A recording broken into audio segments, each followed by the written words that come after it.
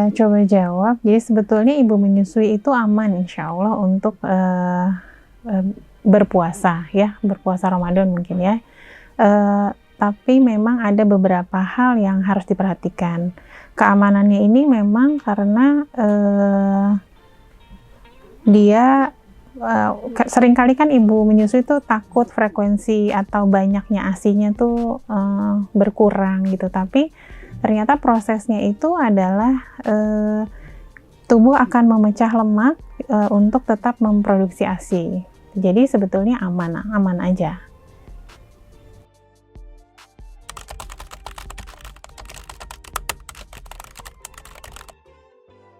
Oke. Ya, tadi ternyata banyak sekali penelitian yang sudah membuktikan bahwa ternyata kualitas ASI pada saat dia berpuasa maupun tidak berpuasa itu ternyata tidak jauh berbeda. Komponen makronutriennya bahkan ada beberapa yang lebih tinggi pada saat berpuasa, tapi memang ada beberapa komposisi mikronutrien seperti zinknya gitu ya, kemudian vitamin A, vitamin C-nya itu memang lebih menurun pada ibu-ibu yang sedang berpuasa. Nah, jadi tapi untuk secara keseluruhan kualitas ASI tidak berkurang karena memang penurunannya juga tidak signifikan. Jadi kualitas ASI kadang-kadang ada yang takut gitu ya, kualitas ASI-nya turun sampai nanti mengganggu tumbuh kembang bayinya. Tapi secara umum itu tidak mengganggu gitu.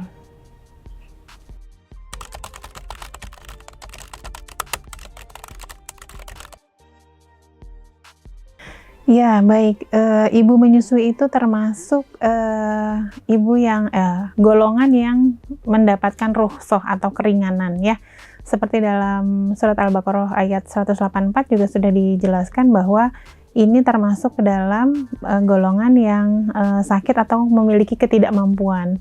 Makanya balik lagi tadi ke pertanyaan sebelumnya, kalau misalnya dia boleh atau tidak untuk berpuasa, boleh. Aman atau tidak dia berpuasa, aman. Tapi balik lagi pada keadaan-keadaan khusus itu sebetulnya memang sebaiknya diperhatikan kembali. Sebetulnya kalau dalam Islam sendiri boleh dia tidak berpuasa kalau dia mampu dan tidak membahayakan dirinya dan anaknya gitu ya. Jadi dua ya, karena ibu menyusui itu kan untuk diri dan anaknya, bukan hanya untuk dirinya. Kalau misalnya dia sanggup sebetulnya berpuasa, dia merasa kuat gitu ya, tapi ternyata anaknya kok kelihatan gelisah, kelihatan kayak nggak kenyang gitu ya. Nah itu terutama yang ASI eksklusif ya, jadi masih dalam 6 bulan pertama dan dia bergantung penuh pada ibunya, frekuensi menyusunya juga otomatis lebih banyak. Nah makanya pada yang seperti ini tolong diperhatikan apakah anaknya juga kuat ketika ibunya berpuasa. Nah jadi kondisi-kondisi yang harus diperhatikan itu seperti itu. Kalau dalam Islam sendiri sebetulnya boleh dia tidak berpuasa, ketika dia memang sanggup silahkan berpuasa gitu.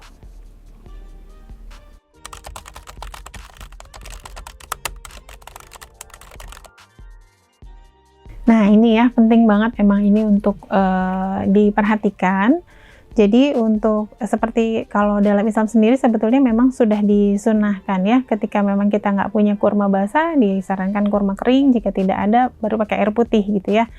Jadi memang sangat dianjurkan kurma ini untuk dikonsumsi. Jadi pada saat berbuka puasa selain kurma memang dia karbohidrat kompleks, jadi kenyangnya lama karena dia akan berproses lebih lama gitu ya, nggak seperti karbohidrat yang rantainya pendek kayak nasi atau tepung-tepung gitu ya.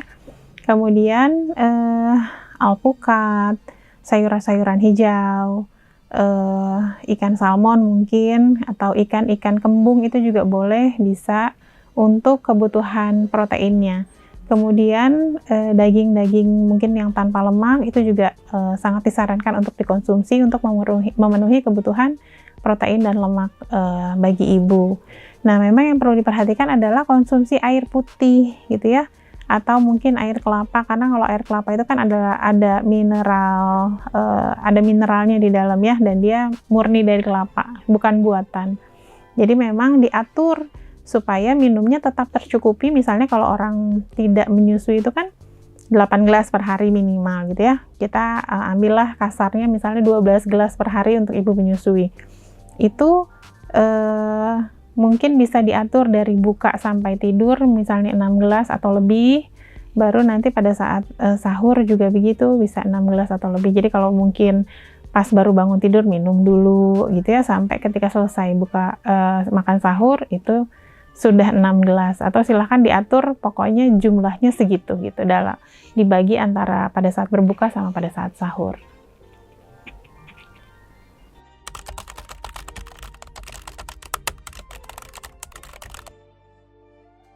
Alhamdulillah ternyata saya juga sudah menelusuri beberapa jurnal ya.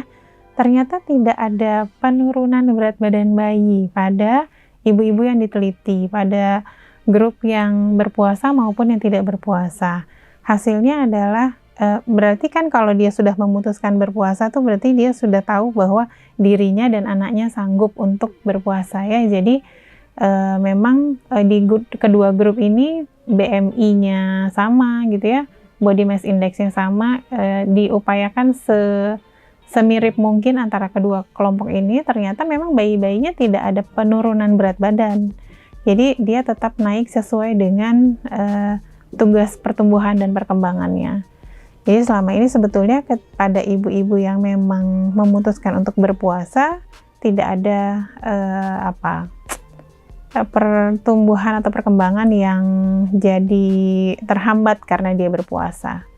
Makanya sekali lagi yang digarisbawahi adalah kemampuan ibu dan anaknya ketika memutuskan untuk berpuasa.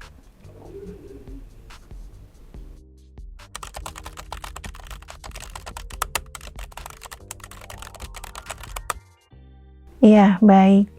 Sarannya memang kalau memang dia dari awal sudah tahu ASI-nya ngepas gitu ya, ada kan memang ibu-ibu yang ASI-nya tuh pas-pasan.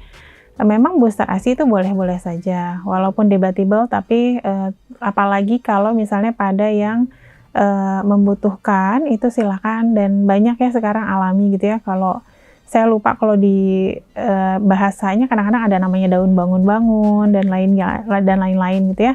Nah itu boleh dikonsumsi, silahkan aja. Tapi kalau misalnya memang kira-kira udah ngepas, ya balik lagi, mungkin ketika berpuasa dia akan juga, tubuhnya mungkin juga akan kesulitan untuk menghasilkan lebih banyak gitu ya.